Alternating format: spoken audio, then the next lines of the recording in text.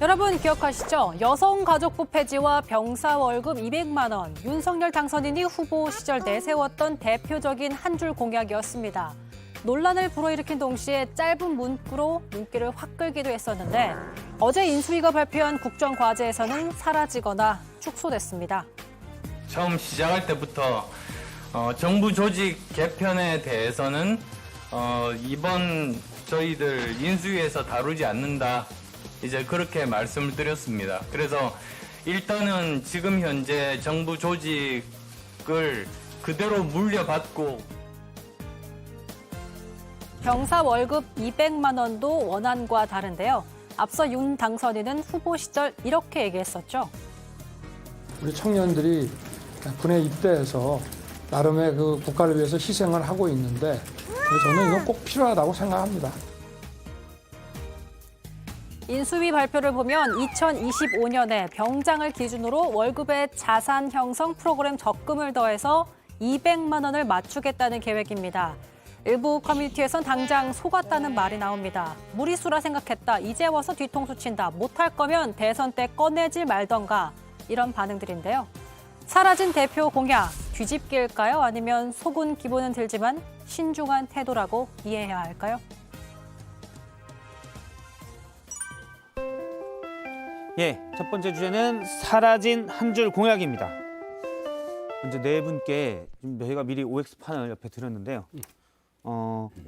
여가부 폐지, 또 병사 월급 200만 원 공약이 일단 보류되거나 또는 일부 후퇴했습니다. 좀 신중하게 하면서 결정한 거다라는 얘기들이 나오는데 잘한 건지 아니다, 이거 잘못된 거다. 왜 거짓말했냐. 찬성이면 O, 반대면 X로 하나 들어주시겠습니까? 썰전 토크의 OX입니다. 참 어렵네. 이거 어렵네. 계속 세무면 계속 왔다 갔다 해주셔도 됩니다. 빙글빙글 돌고 있는데. 마음이 오락가락하시는 거예요. 빙글빙글 도는 세상. 네. 알겠습니다. 먼저 이쪽부터 보면 최입의 비대위원님은 잘한 거다 그러니까 현 인수위가 국정과제에서 축소하거나 후퇴한 건 잘한 거다라는 거고. 김성현 소장님은 여가부 병사 월급 X. 여가부 개별 사안대로 보고 싶습니다. 알겠습니다. 하나는 O, 하나는 X다. 네. 그런 기회가 있으면 그래서 김영민 네, 뭐 굉장히 비판받을 일이긴 한데요. 잘했다. 솔직하게 용기 내서 말씀을 드리고 이해를 구하려는 노력이 필요하다. 그리고 이 내용들 지켜보면서 여전히 이해하지 못하고 있는 많은 국민들이 계실 건데 더 적극적으로 이해를 구하기 위한 노력들이 계속 수반돼야 된다고 생각합니다.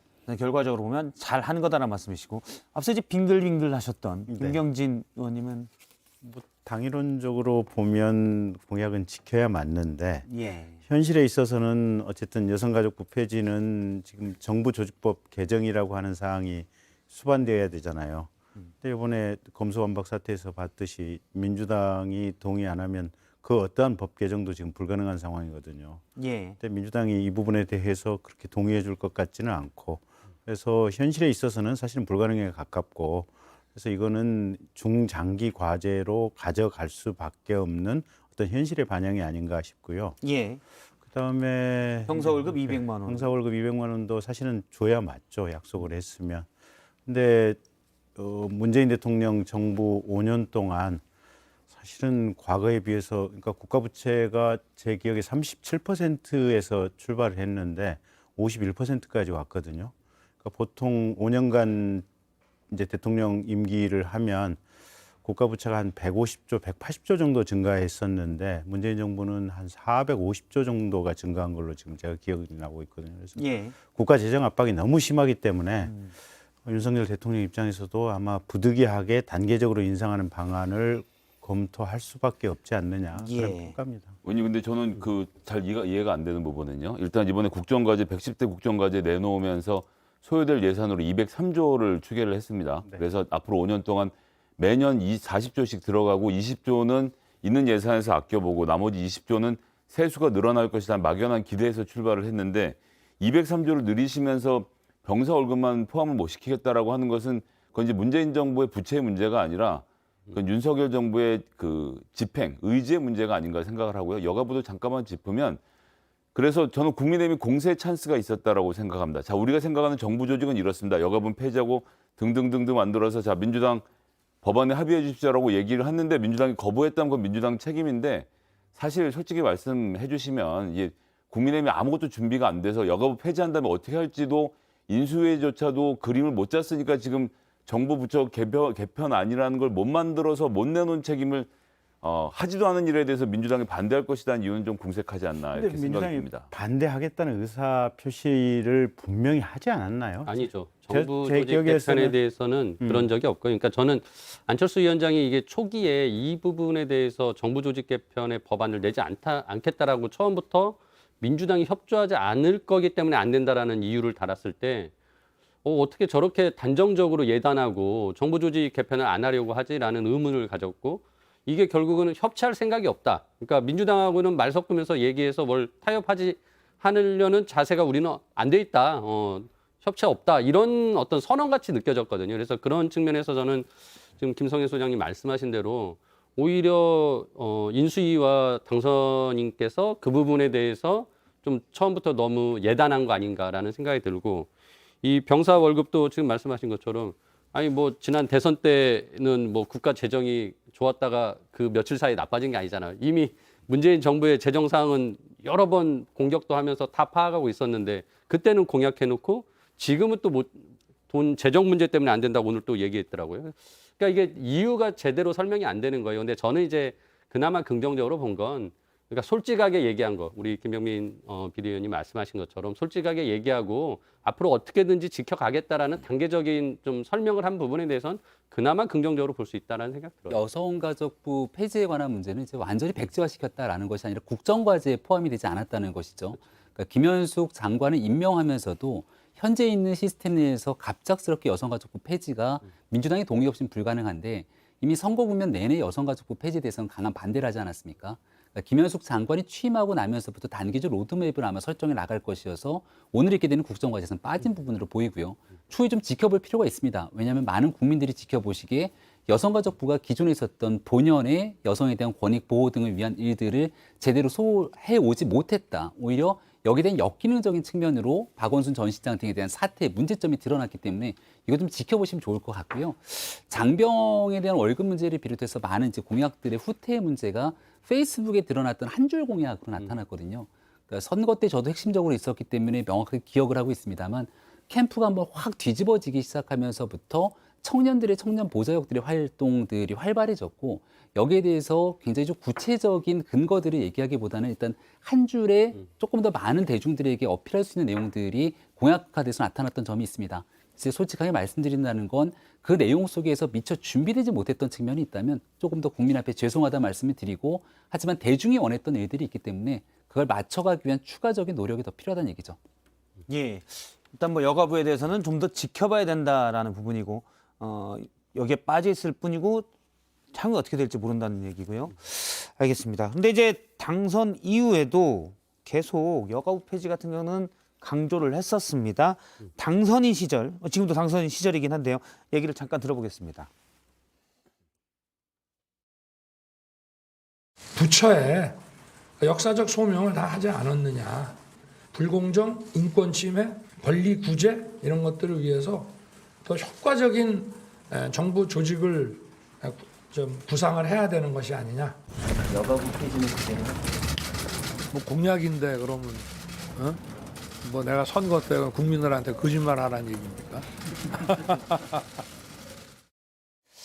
예, 공약인데 거짓말 한다는 이야기입니까? 라고 했기 때문에 지금 뭐 한 달 정도 안 돼서는 아직은 이럴 수 있는데 몇 달 지나서도 할 수도 있다는 거 아닙니까? 그죠? 아니 정확히는 앞으로 2년 후에 국회의원 선거가 있고 그래서 아마 여당 이제 다수 의석의 의석 구도가 만들어지면 어떤 식으로니 간에 이 여가부 등 정부 조직의 변화는 일부 있을 수 있다 이렇게 봐주시면 될 것 현 같습니다. 정부의 내용을 빌어서 말씀을 드리면 2017년도가 처음 시작됐던 문재인 정부의 시작에 경제정책은 소득주도 성장이 굉장히 중요한 축을 차지하고 있습니다.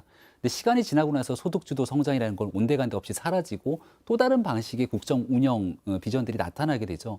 지금 현재 국면에서 할 수 있는 일들을 찾아가고 있지만 그 이후에 변화된 상황에서 뭔가 다시금 또 약속드릴 수 있는 일들이 있을 거라 생각하고 조금 더 국민들한테 솔직하지 못한 정부였다면 어정쩡한 내용으로 포함을 시켰을 수도 있어요. 예를 들어서 문재인 애매한 정부가 표현으로. 광화문 시대를 열겠다고 시작부터 국민께 약속을 지키겠다고 선언하고 2년 정도를 끌고 갑니다. 하지만 충분한 공론화 과정을 거쳐보니 현실 불가능해서 약속을 지키지 못합니다로 뒤로 뺄 수도 있거든요. 하지만 많은 당선이 되고 난 뒤에도 수많은 언론들의 문제 제기 속에서도 여러 가지 재정이 수반되고 있는 일들 선거 때 약속했지만 과감하게 국민들께 이해를 구하고 여기에 대한 현실을 좀 짚어라라고 하는 지적들도 있었던 만큼 여기에 대한 내용들을 함께 좀 시행하고 있는 예. 여러 과정이 있었다 생각합니다. 일단 뭐 앞서 얘기를 하셨지만 정부조직법 개편 때문에 여가부 폐지에 대해서는 얘기를 하는데 그 부분에 대해서는 이제 어제 안철수 위원장이 항공우주청 신설 여기 들어가 있어요. 근데 이것도 청을 신설하려면 정부조직법 개편이 돼야 돼서 이 부분은 논리적으로 모순이 안 맞다는 지적도 있습니다. 근데 왜 이걸 문제 삼냐면 사실은 과도한 공약을 했다가 나중에 사실은 지키면 나라가 망할 것 같은 예를 들어서 여가부 폐지나 그런 게 그렇다는 건 아니고요. 그런 것들은 좀 양해를 구하고 후퇴할 수도 있는데 너무 선명한 공약, 예를 들어서 병사 월급 200만 원 같은 거요. 당시에도 뭐 5조 원 정도 얘기가 계속 됐었거든요. 구체적으로. 선명하게 했다가 그걸 믿었는데 그때도 무리수다라는 지적이 있었고 저도 사실 그런 언급을 한 적이 있습니다. 너무 병사들만 월급을 많이 주면 우선순위에 문제가 생기는 건 아니냐라고 했는데 문제없다고 하다가 다시 빼는 건 사실은 그러면 대선 캠페인이 약간 너무 과장됐던 거 아니냐라는 지적을 충분히 할 수 있지 않겠습니까? 그걸 믿고 표를 주는 사람도 있기 문제 때문에. 없다고 한 정도가 아니고요. 제가 원희룡 정책본부장이 한판승부라는 프로그램에 나와서 했던 워딩을 똑똑히 기억하는데요. 예. 자신들이 집권하면 첫날 정부에다가 이 예산부터 요청하겠다. 그래서 지금 당장, 그러니까 순차적으로 실천하실 거 아니냐라는 질문에 대해서 아니요. 지금 당장 당선되고 나면 바로 인수위 시절에 현재 문재인 정부의 예산을 요청해서 병장 월급을 반드시 바로 200만 원을 올리겠다는 얘기를 정책본부장이 직접 하셨어요. 근거가 있으니까 할 거 아닙니까? 그 정도 얘기하면 다른 사람들은 그냥 입을 다물게 되죠. 아, 그러는가 보다 생각을 하는 거고 사실 그 200만 원이라는 의미는 최저임금은 줘야 된다. 예. 지금 뭐 그래서 뭐 군 가산점이 뭐니 다른 것들로 자꾸 월급 주는 걸 회피했던 정부가 재정을 책임지겠다는 자세를 보여주겠다는 굉장히 강한 의지의 표현이었거든요. 근데 이걸 실천을 갑자기 안 한다? 그것도 예산 때문에 그 이준석 대표는 심지어는 문재인 정부의 적자 재정에 대한 이야기들도 하시던데 아니 지난달에는 적자 재정인 걸 왜 안 보셨는지 지난달에도 그렇고 이런 말씀들 좀 너무 무책임한 것 같아요. 근데 사실은 기본소득으로 연간 100만 원 주시겠다고 하는 이재명 후보님이 오셨으면 예. 사실은 뭐 당장에 1년에 50조 추경이 지금 필요한 사항 아니에요 보면. 근데 근데 그- 순차적으로 하겠다라고 뭐, 얘기했었죠. 25만 원, 50만 원, 75만 원, 네, 100만 원. 뭐 어쨌든 예. 지금 이것도 병사 월급 200만 원도 순차적으로 하겠다라고 하는 예. 거고 문재인 정부 제 기억에 2017년도 대통령 당선돼서 이제 곧바로 취임을 했죠. 취임 첫 달에 추경 편성을 했었는데 그 추경 편성이 가능했던 이유는 사실은 박근혜 정부가 재정 운영을 잘 해서 한 30조 정도 국고에 돈을 남겨주고 갔기 때문에 곧바로 추경 편성이 가능했었거든요. 근데 지금 문재인 정부는 너무 그냥 빡빡 긁어서 바닥까지 다 긁었다는. 예, 이게 손바닥에 그냥 누룽지는 그냥 뭐 하나 이게 긁을 게 없어요 보면. 그러다 보니까 지금 부득이한 상황이 아닌가 싶습니다. 근데 이제 그게 좀 저는 그 재정 문제나 이런 게 아니라 저는 이제 선거 전략이었던 거죠. 그냥 이제 대선 기간에 표를 얻기 위해서 특히나 20대 남성들의 표를 얻기 위해서 여성가족부 폐지나 병사 월급 200만 원을 얘기했던 거잖아요. 지금 와서 보니까 야 이거 너무 무리한 거다라고 이제 자인하는 것이고 이제 그런 측면에서 저는 이제 그 나쁜 선거 전략을 가지고 있었던 것이고 그게 어떻게 보면은 이제 성별 갈라치기나 또는 세대 갈라치기 이런 나쁜 선거 전략이었다라는 것을 저는 좀 실토한 측면이 있다라는 생각을 합니다. 다만 이제 앞으로 그렇기 때문에 이제 이런 걸 안 해야 될 텐데 솔직히 계속 할 것 같은 또 예감은 들어요. 선거 때마다. 그래서 솔직히 지금 이 공약 한두 개의 포기로 볼 문제는 아니고 진짜 국민의힘이 그리고 지금 이제 윤석열 정부가 앞으로 국정을 어떻게 끌고 갈 것인가에 대한 어떤 청사진이나 뭐 비전 그림들이 보여져야 되는데 그게 지금 하나도 없어요. 제가 보기에는 그런 측면에서 좀 앞으로의 5년이 좀 예. 깝깝하지 않을까 뭐 이런 생각이 들어요. 저거 예. 보시면 국정 110대 예. 과제를 선정했고 예. 저게 바로 국정의 청사진입니다. 한번 그러니까 제가 비대위원님께서 한번 읽어봐 주시기를 제가 아니 그러니까 대부분 그 크게 변하지 않고 그러니까 새로운 국정 철학, 비전 이런 것들이 정책으로 보여지거나 인물로 보여지거나 또는 정부 조직으로 보여져야 되거든요.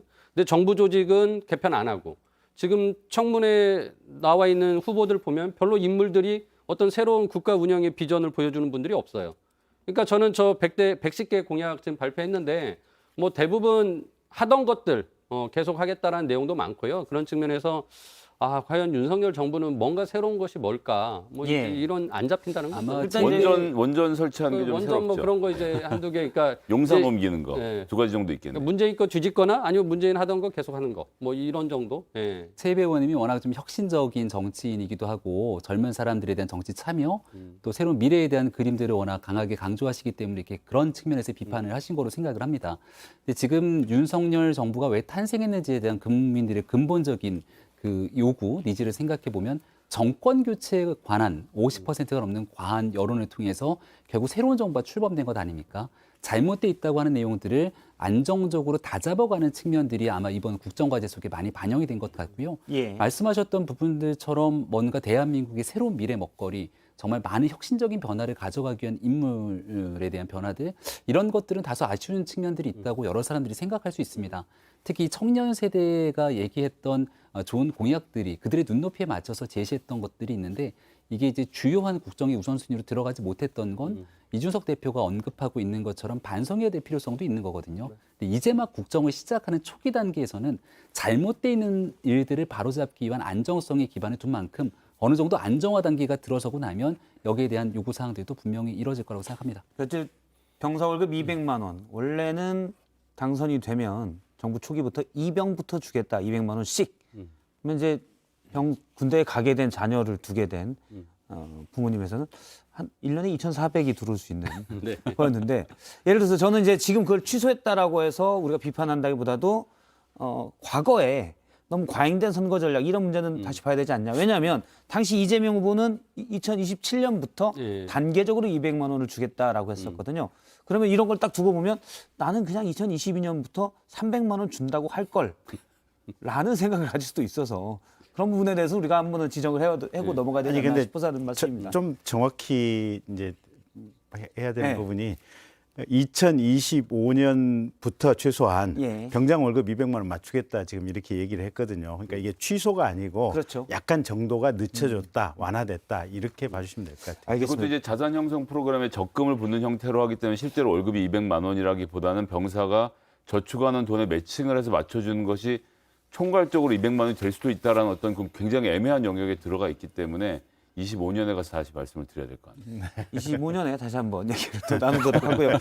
대선 과정에서 뜨거웠던 주제인데 이번에 또 후퇴한 국정과제에서 빠진 내용이 있습니다. 바로 사드 추가 배치인데요. 지난 2월에 대선 후보 사자 TV 토론에서 이 사드 추가 배치를 놓고도 큰 논란이 있었습니다. 당시 윤 후보는 강력하게 얘기를 했었는데 이번에 빠졌습니다. 그때 토론 과정 잠깐 보겠습니다. 사드 배치 이거 고고도 미사일 방어책인데 수도권에 하면 고고도 미사일은 해당이 없습니다. 왜 그걸 다시 설치해서 중국의 반발을 불러와서 경제를 망치려고 하는지 이거 어디다가 설치할 건지 그 한 말씀 한번 해봐 주시죠. 사드에 대해서 조금 더 알아보셔야 될 것 같은데요. 사드는 40에서 150km 고도인데 북한에서 수도권을 겨냥할 경우에는 고각 발사를 하는 경우가 많기 때문에 당연히 수도권에 필요합니다. 그러나 이 요격 장소는 꼭 수도권이 아니어도 뭐 강원도든 뭐 충청도든 아니면 뭐 경상도지만 조금 더 땡겨 오든 그건 뭐 제가 볼 때는 위치는 군사적으로 정해야 될 문제라고 저는 생각합니다. 예, 당시 대선 토론 과정에서는 사드 추가 배치를 놓고 상당히 뜨거웠던 쟁점이었고 어떻게 보면 좀 더 강한 국방이 필요하다. 특히 이제 또 반중선서를 가지고 있는 분들에게는 사드를 추가 배치하겠다는 윤 후보의 당시 윤 후보의 발언이 어느 정도 어필이 됐을 것 같은데 현재는 또 좀 빠졌어요. 이 부분은 어떻게 보시는지요? 그러니까 이것도 제가 보기엔 나쁜 선거 전략 중에 하나인데요. 그 당시에 이제 그 20대 남성 아까 전에 그런 전략에 또 이것도 연결이 돼요. 그래서 이 반중 정서를 활용하려는 선거 전략이었던 거죠. 그래서 정말 이 사드 추가 배치 6자 그냥 예. 올려놓고 어떤 설명도 안 하고 그리고 이제 토론에 나와서는 저렇게 말씀하실 때 그러면은 사드 배치 진짜 할 거면 어디다 배치할 건지 검토는 해봤냐 했는데 뭐 여기저기 전국 다 얘기하는 거잖아요. 예. 그러니까 이게 제대로 된 검토되지 않은 그런데 그냥 20대 남성들의 표를 끌어오기 위해서 인기 영합적 이런 포퓰리즘 정책. 이게 대표적인 사안 중에 하나가 여가부 병사 월급 200만 원 사드 배치. 이렇게 쭉 가지 않았나 네. 싶습니다. 그래서 지금이라도 이런 부분에 대해서는 좀 진짜 좀 솔직하게 당선자가 나서서 이런 건 잘못했다라는 얘기를 하셔야 되는 거 아닌가 싶습니다. 그러니까 여성가족부 폐지 문제는 20대 남성들의 적극적인 요구 사항들이 있었던 게 맞고 청년 보좌역들도 여기에 대해서 목소리를 높였죠. 근데 이 사드 추가 배치는 내용이 좀 다릅니다. 왜냐하면 이 북한의 올 초만 하더라도 이 미사일 도발을 통해서 대한민국 안보를 위협했던 것이 몇 번째인지 손가락으로 셀 수가 없을 정도의 상황이었고 여전히 한반도 평화 프로세스를 얘기했던 문재인 정부 입장에서는 북한이 이처럼 과격하고 과도한 도발 국면에 있어서 우리의 안보를 어떻게 지킬지에 대한 명확한 비전들을 보여주지 못하고 있었던 상황입니다. 그러니까 사드가 현재 우리나라에 배치가 돼 있지만 그 현재 배치되어 있는 사드만으로 수도권에 대한 방어 체계가 완벽하게 구축이 돼 있냐 이것도 다른 문제일 수밖에 없거든요. 중국에 관한 문제는 단순한 반중 정서를 자극하는 것이 아니라 우리의 국익에 부합하는 사드를 배치하는 것만으로 여러 가지 이해관계 속에서 대한민국을 강하게 압박하는 일이 있었기 때문에 부차적 후속적으로 따라오는 조치인 것이지 반중 정서를 자극하기 위해서 사드 배치를 언급했던 것이 아니라 추가 배치를 통해서 우리의 안보를 지킬 수 있을 정도의 우리 국민들을 위한 목소리를 정부가 내야 된다. 이게 이제 방점이 찍혀 있었던 거죠. 그리고 지역에 관한 문제는 특정 지역을 언급하는 순간 그 지역 내의 반발들이 당연히 있을 수밖에 없는 거라 그건 나중에 사드를 추가 배치할 경우에 지역 주민들과의 충분한 공론회를 거쳐서 해야 된다는 얘기를 해서 이 부분에 있어서만큼은 대한민국 대통령이 된 이상 조금 더 국익에 부합하게 다양한 요소들을 고려해서 해야 된다는 솔직한 마음들이라고 생각합니다. 자, 지금 보시면 일단 문재인 정부에서 엘셈이라고 하죠. 패트리어트의 대체제 개발도 이미 성공 단계에 들어섰고 최근에 실험도 한번 했습니다. 그리고 문재인 정부 북한에서는 호전광이라고 부르죠. 지난 5년 동안 국방비가 31% 폭증했습니다. 군인들의 월급만 올라간 것이 아니고요. 군비 증강에 있어서 그 어떤 정권보다 이 평화주의자들 입장에서는 군비 증강에 혈안이 되어 있다는 비판을 들을 만큼 엄청나게 무기를 구입하고 무기를 만들고 무기를 설계해서 어느 정권보다도 많은 국방비를 투입해서 국방을 튼튼하게 했던 정부인데 다만 대통령이 직접적으로 자 북한을 때리겠다, 뭐 선제 타격하겠다 이런 섣부른 발언을 하지 않았을 뿐이지 내실 있게 다져왔다는 점을 좀 말씀드려야 되겠고요. 사실상 사드 추가 배치는 민주당의 이재명 후보에게 물어본 거죠. 자, 중국 나빠요. 한번 해보세요. 이거 강요한 거 아닙니까? 이거 강요했는데 그걸 안 하는 상황이었는데 우리 박진 후보자 말씀 잘하셨는데 깊은 논의를 해봐야 된다.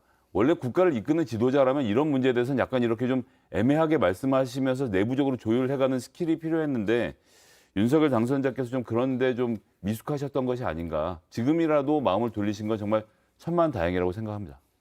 예. 근데 어쨌든 문재인 대통령 정부에서 이제 국방비 증액이 되고 무기 체계 고도화가 된 것은 굉장히 잘하신 거예요. 그거는 지적이고 칭찬드릴 만한 부분이고요.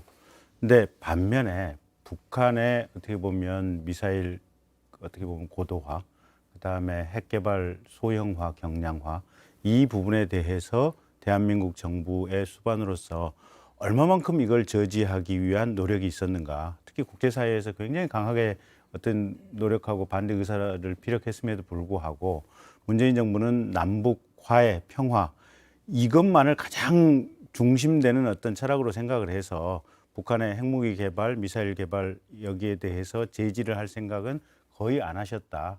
그래서 결국 5년이 끝난 이 시점에 있어서 북한의 핵 능력은 정말 고도화되고 평화는 그냥 신기루처럼 사라져버린 그런 결과가 아닌가 이제 이런 상황인 것 같고요.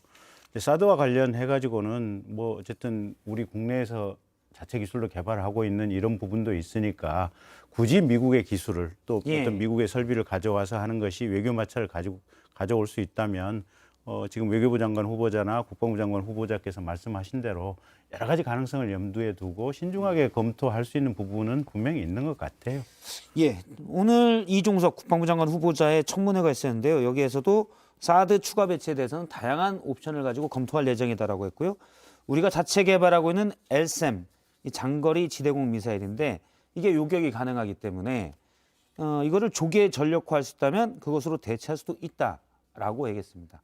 그런데 사실 TV 토론 때 이재명 후보가 이렇게 말했었는데 예. 그게 아니고 사드를 추가 배치해야 된다라고 해서 예. 논쟁이 됐었습니다. 예. 지금 뭐 그래서 꼭 추가 배치해야 된다 그런 입장이라기보다도 선거 캠페인이 조금은 더 약간 뭐랄까요 정확해야 된다라는 의미. 사실 돈 주고 사온 나라가 아일랜드 딱 하나, 전 세계 사드를 사온 나라는 아일랜드 딱 하나밖에 없고 주문하면 받는 데까지 지금 현재 스코어 8년 걸린다라고 합니다. 8년이면 SM 개발하고도 남은 시간이죠.